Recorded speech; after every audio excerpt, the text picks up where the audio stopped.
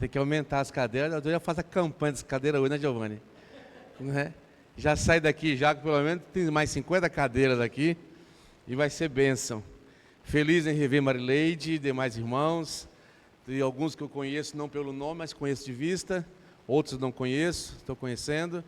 Rever a mãe também do Igor. É uma grata alegria. Nos conhecemos em Tangará há mais de 20 anos. Não quebrou, tá bom. Há mais de 20 anos. E aprove a Deus esse momento de estarmos reunidos no mesmo culto, né? Na época, acho que o Igor era bem pequenininho, né? Naquela época, não deu para dar uns cascudinhos nele, não. Eu não conheci ele, mas eu conheci essa adorável mãe, prazer conhecê-lo, o senhor também. Muito bom. Meus amados, como o Igor disse, alguém já viu no Instagram, estou num processo de emagrecimento. Os franguinhos agora tem que diminuir. Churrasco, come só 2 fatias de picanha para não comer aquele monte de carne, tá bom. E estou até fechando o paletó, o primeiro botão já, ó, né? Tá dando resultados. E eu descobri que gordo não morre afogado também. Estive na praia essa semana, eu não nadava, eu boiava. Todo mundo está nadando lá e eu só boiando, de boa. Né? Mais uma descoberta, um privilégio para nós, viu? Que os magrinhos afundam, os gordos boia. Mas preciso emagrecer pela saúde. A gente aprende a nadar e para de boiar. Mas é preciso pela saúde. Eu tive bem debilitado e precisei tomar uma medida radical. E não tão radical assim, não para comer um franguinho de leve, né? Mas precisei me readequar, tratamento, procedimento médico. E Deus, muito bom te ver, Olímpio. E Deus tem abençoado que eu tenho conseguido esse propósito. Embora fiquei uma semana fora, pensei que ia chegar mais gordo e não cheguei, graças a Deus. Consegui me conter. Vamos então, sem delongas, são 7h08. Abra sua Bíblia em Lamentações, capítulo 3, versículo 31 a 33.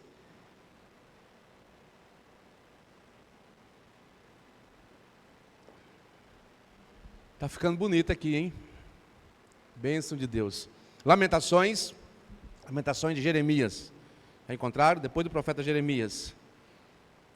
Um texto que parece até inadequado para o dia de hoje, mas nós vamos, no decorrer, nos encontrarmos aqui. Todos encontraram? Ajuda aí quem está mais... Depois de Salmo, Jeremias, vai embora. Capítulo 3, versículo 31 a 33.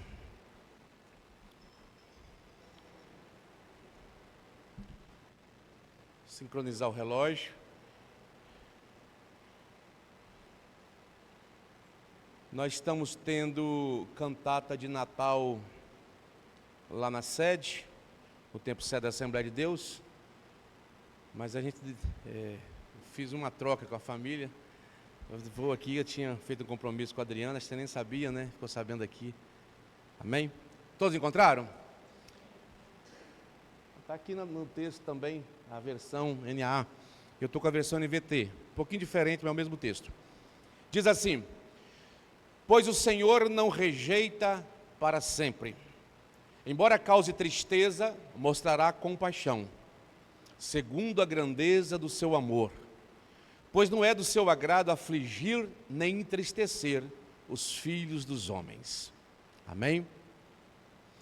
O texto, como eu disse, parece um pouco destoado da noite de aniversário, mas eu creio que Deus, através desse texto, trará para nós uma palavra de esperança, uma palavra que vai alegrar e fortalecer nossos corações. Nós estamos diante de um texto em que o profeta Jeremias, desolado pelo que aconteceu à nação, ela já havia sido levada cativa para a Babilônia. Tudo destruído, templo destruído, cidade destruída, os nobres levados como escravos. Nessa leva foi Sadraque, Mesaque, Abednego e tantos outros, as quais nós conhecemos.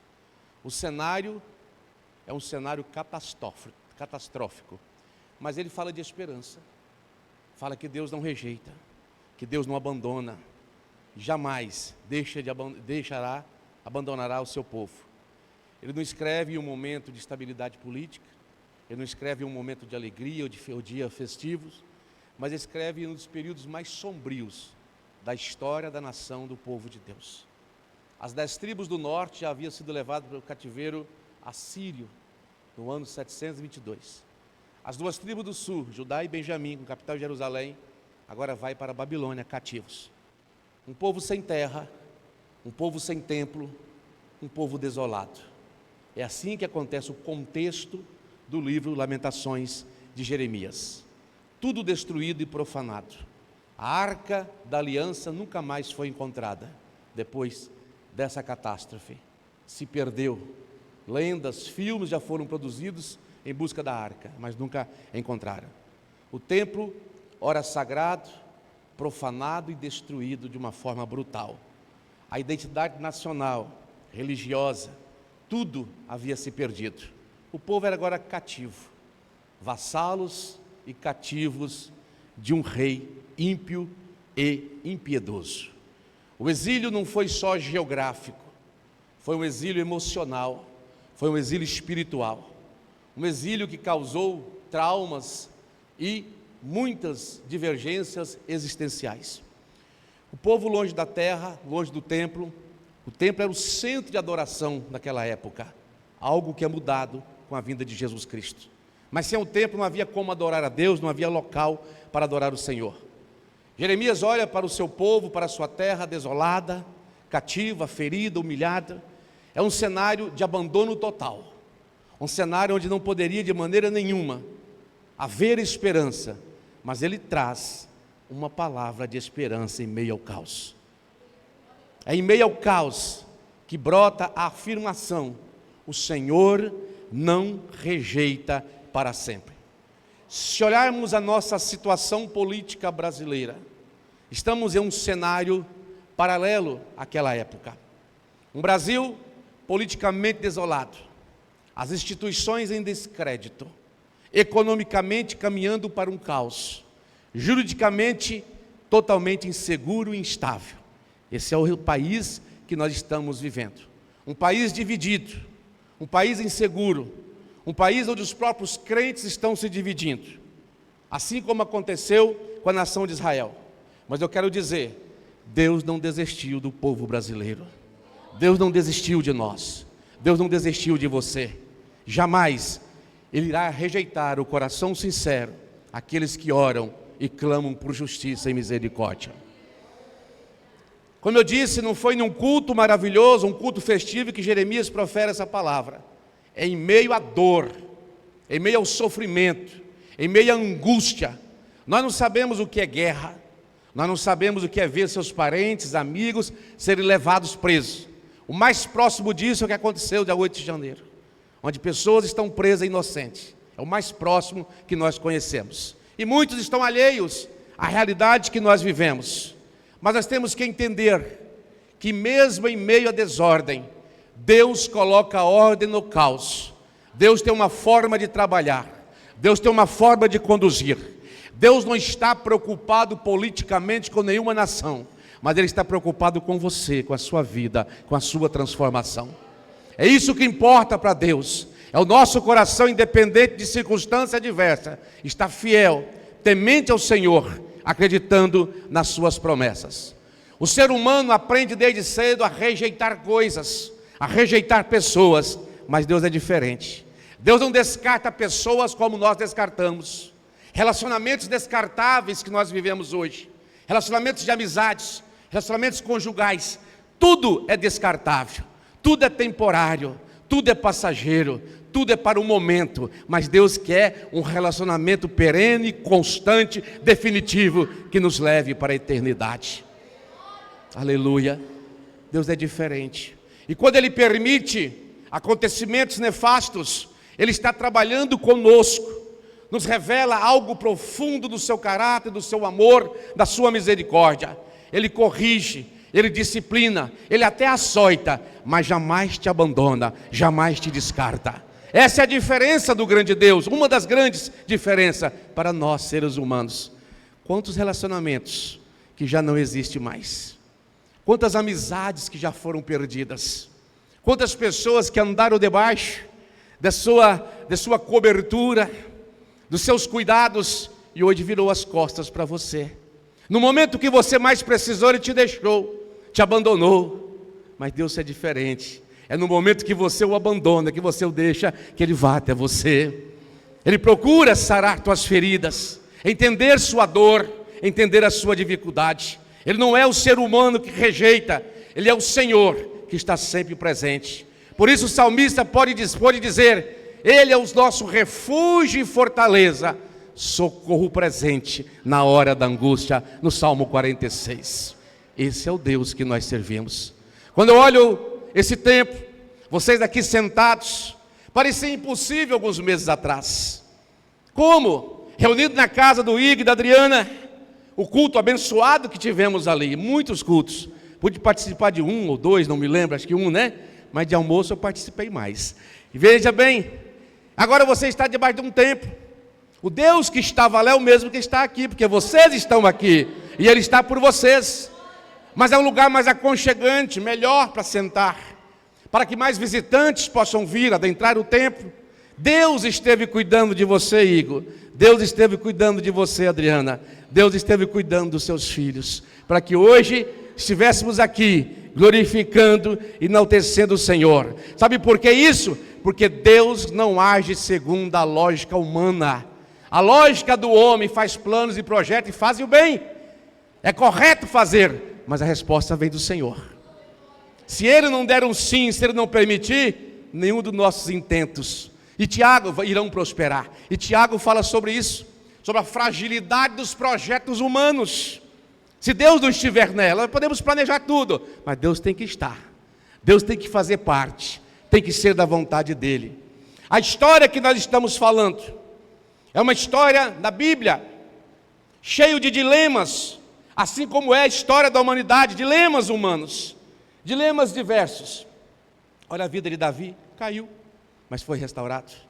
Pedro nega Jesus, Jesus vai até ele. Você encontra, por exemplo, Jonas que fugiu, Deus lhe deu uma nova oportunidade, reenvia novamente para a mesma missão. Quantas pessoas que estão aqui, que Deus já deu a segunda, a terceira, a quarta oportunidade. Às vezes ele nem percebeu ainda que Deus o livrou tantas vezes. E às vezes continua temando contra os desígnios e os propósitos de Deus. Deus não muda o seu propósito, Deus não muda a sua intenção. A mulher samaritana, uma mulher que carregava frustrações, angústia, tristeza, Deus trouxe para ela, através de Jesus, uma palavra de esperança. Houve rupturas sociais, houve nela uma transformação maravilhosa. Quebrou-se nela separações existenciais, separações étnicas, separações religiosas. Tudo acabou-se quando Jesus entra no cenário, muda tudo. Sabe por quê, meus queridos? Enquanto houver fôlego de vida, há esperança, porque há um Deus que está velando por nós. Há um Deus que não dorme, um Deus que tu não tosqueneja, um Deus que está sempre atento, mesmo na minha desobediência. É um Deus que se faz presente, não é um Deus distante. Enquanto Deus estiver entre nós, sempre haverá o caminho da volta, o caminho da reconciliação e o caminho da restauração. Restaurar é trazer de volta, trazer a vida, é renovar, e que seja uma noite de renovo, de alianças, de projeto, de propósito, que seja uma noite de transformação no interior de cada um de nós que estamos aqui. E eu quero aproveitar nesta introdução, abrir um parênteses aqui para parabenizar você, pastor Igor, seu aniversário. E hoje estamos celebrando aqui a vida do Zilbo Igor, conhecido como Igor. Ele, servo de Deus, pastor desta casa, homem de coração humilde, comprometido com o reino, com a verdade, com o evangelho, abrindo mão, às vezes, de crescer economicamente, mas porque tem amor, aquilo que ele faz, entende que Deus fez um chamado. Por isso ele abre mão de outras conquistas, para conquistar almas para o reino de Deus.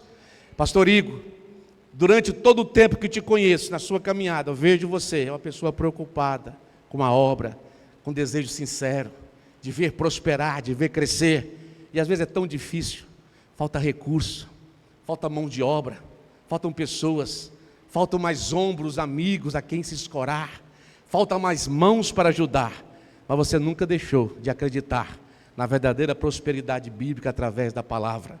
E muitas pessoas sendo cuidadas e restauradas, ao lado da sua adorável esposa Adriana, que constituiu um lar, e que vela e zela por esse lar, buscando equilíbrio, buscando todo o cuidado e direção de Deus nas decisões a serem tomadas.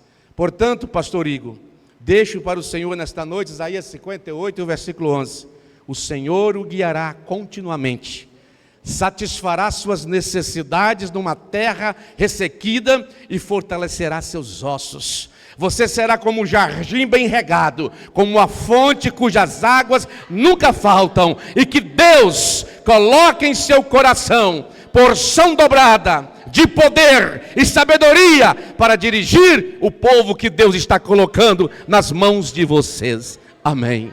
Que Deus abençoe. Vamos seguir a mensagem que eu quero transmitir a vocês. O primeiro tópico que eu quero falar é que Deus não desiste do ser humano, mesmo quando tudo parece perdido.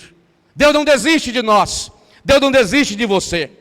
O Senhor jamais irá rejeitar aquele que um dia Ele chamou e morreu por nós ali na cruz do Calvário. A história bíblica, a Bíblia Sagrada, mostra muitos homens, como eu já mencionei, que caíram, mas que Deus reergueu de forma poderosa. No tópico 2 dessa mensagem, quero transmitir para vocês, que a dor não é o fim, a dor é um processo pela qual temos que passar. A dor é um processo pela qual Deus opera através daquilo que é necessário através de nós. Passar pelo processo é uma das coisas mais difíceis. Embora cause tristeza, Deus mostra compaixão, Deus mostra misericórdia. A dor da história humana, desde a queda, é uma realidade. Pessoas sofrem, pessoas sentem dor, pessoas têm perdas, pessoas têm rejeições, pessoas sofrem silêncios, sofrem abandono. Há momentos que o coração está tão ferido e ninguém percebe. E você precisa ainda trazer uma mensagem para a igreja, precisa pregar uma palavra. Coração dolorido, coração sangrando, Deus está presente neste momento, porque é um processo que você está passando. Charles Spurgeon, por exemplo, passou por um processo de depressão muito longo. Ele conta que tinha que pregar e ele sentia vergonha de Deus, mas mesmo assim ele ia entregar uma palavra para a igreja, trazer uma mensagem de consolação. A alma dilacerada, a depressão profunda dentro dele, mas não desistiu. Passar pelo processo não é fácil, mas o processo nos ajuda a compreender a vontade de Deus. O processo nos ajuda a entender as pessoas à nossa volta, a sermos sensíveis à dor do outro, à necessidade do outro. Processos doem, e muitas vezes durante o processo, abraçamos quando precisávamos de ser abraçados. Quantas vezes você tem que abraçar alguém para dar um consolo, sendo que você precisa ser abraçado? Quantas vezes, durante o processo de dor, amamos sem ser amados? A indiferença é tão grande, tão gritante, que aflige o nosso ser, mas temos que passar por esse processo. A rejeição, a falta de reconhecimento. Às vezes oramos, não temos resposta de Deus, é um processo que estamos passando. É uma terra desolada, é um momento de desolação. Tudo parece perdido, tudo parece desolado. Estamos sentindo, ou tudo uma sequidão, nada parece fazer sentido. Mas Deus está presente, te acompanhando, te vendo, e para te ajudando a passar por tudo isso, para que você saia mais forte. Na desesperança, você entrega a mensagem de esperança a um povo que precisa de esperança, esquecendo-se muitas vezes de si próprio, para levar uma mensagem a quem precisa. Coração partido, vida dolorida, mas mesmo assim, estando desestruturado emocionalmente, às vezes psicologicamente, ainda consegue estruturar famílias, estruturar pessoas, levar vidas a encontrar-se com Jesus Cristo. Muito bem-vindos, irmã Sônia e o querido filho também, é uma bênção ter aqui. Por um breve momento eu me esqueci do seu nome agora. Denison, é coisa da idade. A Deus abençoe, que bom ver vocês aqui. Continuando então, às vezes há momentos na nossa vida, irmãos, que nós desejamos que apareça um samaritano, que nos acolha, que que te dê um abraço. Mas às vezes ele não vem, e você torna-se o samaritano na vida de outro, precisando de alguém para te ajudar. É processo, passamos por isso. As pessoas são abençoadas, as pessoas são enriquecidas, as pessoas são acalentadas, as pessoas são acolhidas, as pessoas são estruturadas, e você está sofrendo calado, em silêncio, e perguntando a Deus: por que, Senhor? Funciona para tantos, funciona para famílias que eu oro, funciona para tantas, para mim não funciona, para mim não dá certo. Você faz como o salmista: faço nadar a minha cama em lágrimas todas as noites. É a angústia, é a dor, é o processo. O processo não é fácil, mas sabemos que vamos chegar lá no fim, vamos passar pela moenda, e o Senhor nos dará a vitória, e o seu nome será glorificado. Há um homem na Bíblia, e muitos outros, chamado Davi, que passaram por isso. Davi ungido rei. Imaginou? É muito mais do que uma credencial da convenção da CJDB. É muito mais do que um diploma. Sou rei agora de Israel, ungido pelo grande profeta Samuel. O que ele ganhou depois disso? Matou um gigante. Que vitória! Um gigante que afrontou todo um exército. E o menino vai lá e mata o gigante. Mas o que ele ganha depois? Perseguição, abandono, traição. Chegando ao ponto de ele ir para uma caverna, se esconder e viver com homens desgostosos, amargurados de espírito, fora da lei. O processo, ele teve que passar por esse processo, para sair mais forte, sair mais conhecedor, sair mais estruturado, para depois de mais de 10 anos, sentar-se ao trono pela qual ele foi chamado. A promessa está na sua vida, talvez chegou ontem, talvez chegou hoje, mas há um processo até chegar lá. É que nós queremos as coisas, irmão, fast food, tudo rápido. Aí inventamos um monte de coisa mirabolante aí no mundo espiritual que não existe na Bíblia, para que possamos alcançar um evangelho pragmático. Há um processo. A maturidade vem com processo, a sabedoria vem com processo, a vida de santificação é um processo contínuo. Você não vai alcançar nada da noite para o dia, é um processo. Olha a vida de José, separado dos irmãos, odiado pelos irmãos, vendido como escravo, sofre até Deus erguê-lo, levantá-lo. Processo. Às vezes não queremos o processo, queremos a bênção, mas não queremos a estrutura. Não tem como construir nada sem uma estrutura. Para a nossa vida espiritual ser construída, precisamos de estrutura. Nós precisamos estar estruturados, precisamos passar por um processo para aprendermos. Podemos falar de outros homens também. Jefité, que teve que sair de casa, desprezado pelos seus próprios irmãos, familiares, amigos, lideranças da nação. Mas Deus o traz de volta para estar à frente de um povo, para ser juiz em Israel e para libertar o povo de grande perseguição que estavam sofrendo. Os caminhos, irmãos, que enfrentamos, que passamos, são projetos de Deus. Outrora, diretamente guiados por Ele. Outrora, permitidos para que possamos aprender. E temos que entender que o caminho, por mais turbulento que nós possamos passar, é o caminho que Deus está nos olhando e nos preparando para algo melhor. Deus jamais te abandonou e jamais te abandonará. Olha Jonas, ao processo que Jonas teve que passar para ouvir o chamado de Deus, para atender o chamado de Deus, para dar atenção àquilo que Deus falou para ele fazer. Passou pelo sofrimento. Ele disse até que do inferno eu clamei, tão grande que era a sua angústia. E Deus o ouviu e deu a ele uma segunda oportunidade. Deus é o Deus de oportunidades, irmãos. Volto a repetir o que eu disse no início, Igor. Deus é o Deus de oportunidades. Caminhando para finalizar, nós temos, eu creio que mais algumas comemorações hoje aí, né? Então vamos caminhar para a finalização, onde no tópico 3 eu trago uma reflexão sobre esperança. A esperança não é um conceito humano, a esperança não é um conceito político, a esperança não é um conceito ideológico, a esperança é uma pessoa, e essa pessoa é Jesus Cristo. Ele é a nossa única esperança. Cristo é a esperança para uma nação dividida, para uma nação polarizada, para uma nação mergulhada em caos econômico, como eu falei no início, para uma nação que está mergulhada em tantas atrocidades, mergulhada em tantos pecados, erros e corrupções. Cristo é a esperança. Mas não é esperança para um sistema político, é esperança para cada indivíduo. Porque cada indivíduo transformado, outras vidas poderão ser transformadas.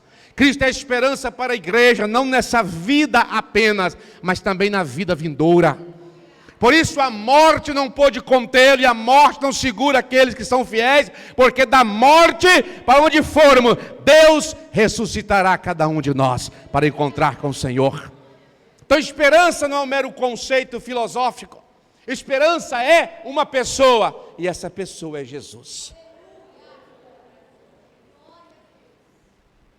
Diz a Bíblia Sagrada, no texto que nós lemos, a última parte: pois não é do seu agrado afligir nem entristecer os filhos dos homens. A esperança não é algo abstrato, irmãos, que é só na mente. A esperança é real. Ela é real. Ela é uma pessoa real que viveu entre nós. A esperança, o nome dela, o rosto dela é Jesus.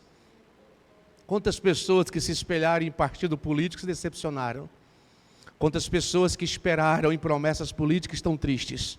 Quantas pessoas que esperaram em fatores socioeconômicos e outras coisas mais, em umas filosofias, estão frustrados. Mas quem espera em Jesus, o Jesus das Escrituras, jamais será frustrado, jamais será decepcionado. Porque Ele é verdadeiro, é a viva esperança da igreja na face da terra. Esse Jesus que nós pregamos, é um Jesus de dores. É o Jesus de Isaías 53, homem de dores, experimentado no trabalho. Olhávamos para Ele, nenhuma formosura víamos para que pudéssemos desejá-lo. É esse o Jesus da Bíblia Sagrada. É o Jesus que conhece a minha dor, conhece a sua dor. É o Jesus que conhece a sua angústia, a minha angústia. É o Jesus presente nos momentos mais difíceis. Nos momentos onde não tem nada, ninguém mais. Você olha para todos os lados, mas Jesus está ali. A única esperança, a única saída é olhar para cima, é contemplar a Jesus. Ele não veio só falar de Deus, Ele é o Deus conosco, Emmanuel. Ele não veio só trazer uma mensagem, Ele é a mensagem, a própria mensagem. Ele é a palavra, o verbo encarnado. Ele é a manifestação visível do Deus invisível. Esse é o Jesus que nós pregamos. Esse é o Jesus que essa igreja do Ministério Pedras Vivas adora. Esse é o Jesus da qual Ele falou com a mulher samaritana: vocês adoram quem vocês não conhecem, mas a salvação vem dos judeus, e vai chegar o momento, e já chegou, que os verdadeiros adoradores adorarão em espírito e em verdade. Esse é o Jesus que a mulher esperava. A mulher samaritana esperava o Messias, esperava o Cristo que viria, e Jesus veio. Esse não frustra ninguém, irmãos. Ele não chega atrasado, Ele chega na hora certa. Só que a hora de Deus não é minha hora, a hora é dEle. E nem escreve certo em linhas tortas, Ele endireita caminhos tortos. Seu caminho é reto e justo, sua palavra é certeira e verdadeira. Esse Jesus verdadeiro, que não vem só ensinar, Ele vem salvar aqueles que se encontravam e se encontram perdidos. Aqueles que estão longe da casa do Pai. É o Jesus que veio trazer salvação. Não veio para trazer riqueza, prosperidade, não. Isso é fruto de trabalho, da bênção de Deus. Mas a prioridade de Jesus Cristo na cruz é trazer salvação ao perdido, trazer libertação, trazer transformação de vida. Enquanto ficarmos colocando esperança em política, em fatores humanos, iremos sempre nos decepcionar. Por isso a nossa esperança está em Jesus. E esse Jesus que nós falamos, Ele não veio só curar as pessoas fisicamente, Ele veio redimir, veio transformar, veio trazer vidas, para que possa encontrar-se com o Senhor. Esse Jesus, Ele mesmo disse: eu sou o caminho, eu sou a verdade, eu sou a vida. Ele é a porta pela qual entramos. Ele é o bom pastor que cuida de nós. Ele é a luz que dissipa todas as trevas. Ele é a vida. Quando tudo parece morte, Ele é a vida que brilha. É o raio de sol, é o raio de luz, é o sol da justiça verdadeira e plena. Ele é fiel e verdadeiro, é o único que julga com justiça e retidão. Portanto, No ministério de Jesus você vai encontrar na Bíblia que ele não só falou de perdão, mas ele perdoou. Ele não só falou de amor, mas demonstrou amor. Por isso, volto a dizer as palavras de Jeremias: Deus não rejeita para sempre os seus. Deus não tem prazer na morte de ninguém. Deus não tem prazer no sofrimento do ímpio. E eu quero concluir para você, no tempo que nos foi proposto, que o Senhor não vai rejeitar a sua oração, que o Senhor conhece a sua dor, e o Senhor é aquele que não minimiza o seu sofrimento. Ele sabe qual é o seu sofrimento. Para mim, talvez seu sofrimento é insignificante, mas Deus me ensinou pela palavra que não podemos ignorar a dor de alguém, por mais que para mim ela seja insignificante, porque na vida da pessoa ela é dor, ela é angústia, ela traz sofrimento. Olha o caso de Ana. Seu marido olhava para ela e dizia: eu sou melhor do que muitos filhos, eu não tenho te dado muitos bens e prosperidade, tudo que você precisa eu te dou. Ele ignorava a dor daquela mulher que desejava ser mãe. Para ela ser mãe era a coisa mais importante. E ela orou, e Deus ouviu a sua oração, e lhe deu Samuel, o grande profeta de Israel. Deus conhece a sua dor. Por mais que alguns já disseram que é besteira, está sofrendo à toa, mas Deus sabe quem é você. Deus conhece você na sua intimidade, onde ninguém mais vê. Deus conhece você no cantinho da sua casa, onde até mesmo seus queridos não olham para você e não te contemplam. Mas Deus está vendo a sua lágrima, está contemplando o que você passa. Eu não sei como é a vida de cada um de vocês. Alguns podem estar cansados, alguns com dor, alguns em sofrimento, alguns já perdendo a esperança. Mas eu quero te dizer que Deus nos chama para um recomeço. Deus nos chama para uma nova vida. Deus nos chama para a transformação. Deus nos chama para sermos vitoriosos. E eu quero aproveitar o momento e perguntar: tem alguém que quer entregar a sua vida para Jesus nesta noite? Alguém que deseja, a partir de hoje, eu quero entregar minha vida para Jesus. Eu quero estar reconciliando-me com Ele. Quero seguir os passos dele. Se tem alguém, eu quero te convidar. Então, faltam 2 minutos para nós encerrarmos. Se tem alguém à sua direita, à sua esquerda, vem aqui à frente. O segundo convite que eu vou falar, estou me dando você ficar de pé. Em nome de